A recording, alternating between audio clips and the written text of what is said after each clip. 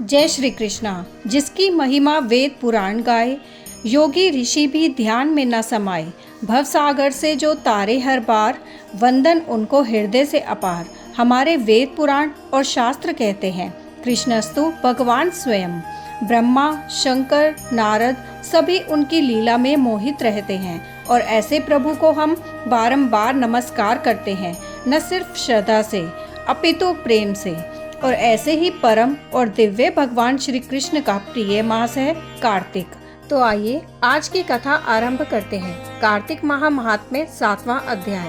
मंगलकारी श्री हरि का सच्चा नाम ध्याऊं, कार्तिक मास महात्म्य का 7वां अध्याय बनाऊं। नारद जी ने कहा, हे राजन, कार्तिक मास में व्रत करने वाले के नियमों में संक्षेप में बतलाता हूँ, उसे आप सुनिए।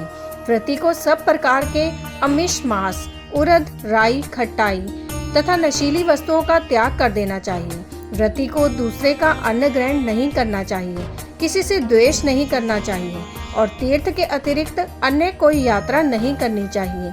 देवता, वेद, ब्राह्मण, गाय, व्रती, नारी, राजा तथा गुरुजनों की निंदा भी नहीं करनी चाहिए। व्रती को दाल, तिल, पकवान व दान किया हुआ भोजन ग्रहण नहीं करना चाहिए। किसी की चुगली या निंदा भी नहीं करनी चाहिए। किसी भी जीव का मांस नहीं छूना चाहिए। पान, कत्था, चूना, नींबू, मसूर, बासी तथा झूठे अन्न का भी प्रयोग नहीं करना चाहिए। गाय, बकरी तथा भैंस के अतिरिक्त अन्य किसी पशु का दूध नहीं पीना चाहिए। कांसे के पात्र में रखा हुआ पंचगव्य, बहुत छोटे घड़े का पानी तथा केवल अपने लिए ही पका हुआ अन्न प्रयोग करना चाहिए। कार्तिक माह का व्रत करने वाले मनुष्य को सदैव ब्रह्मचर्य का पालन करना चाहिए।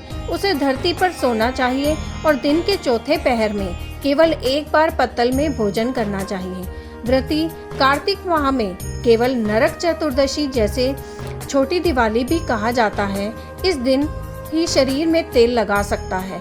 कार्तिक माह में व्रत करने वाले मनुष्य को सिंघाड़ा, प्याज, मट्ठा, गाजर, मूली, काशी फल, लौकी, तरबूज इन वस्तुओं का प्रयोग बिल्कुल नहीं करना चाहिए।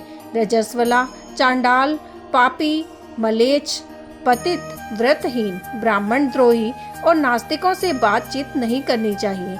भगवान विष्णु को प्रसन्न करने के लिए अपनी शक्ति के अनुसार चंद्रायण आदि का व्रत करना चाहिए और उपर्युक्त नियमों का पालन करना चाहिए। व्रती को प्रतिपदा को कुम्हाड़ा, द्वितीया को कटहल, तृतीया को तरुणी स्त्री, चतुर्थी को मूली, पंचमी को बेल, षष्ठी को तरबूज, सप्तमी को आंवला, अष्टमी को नारियल, नवमी को मूली, दशमी को लौकी, एकादशी को परवल, द्वादशी को बेर, त्रयोदशी को मट्ठा, चतुर्दशी को गाजर तथा पूर्णिमा को शाक का प्रयोग नहीं करना चाहिए।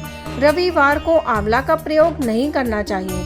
कार्तिक माह में व्रत करने वाला मनुष्य यदि इन शाकों में से किसी शाक का सेवन करना चाहे तो पहले ब्राह्मण को देखकर ग्रहण करे। यही विधान माघ माह के व्रत के लिए भी है। देवउठनी एकादशी में पहले कही विधि के अनुसार नृत्य, जागरण, गायन, वादन आदि करना चाहिए। इसको विधि पूर्वक करने वाले मनुष्य को देखकर यमदूत ऐसे भाग जाते हैं जैसे सिंह की गर्जना से हाथी भाग जाते हैं। कार्तिक माह का व्रत सभी व्रतों में श्रेष्ठ है।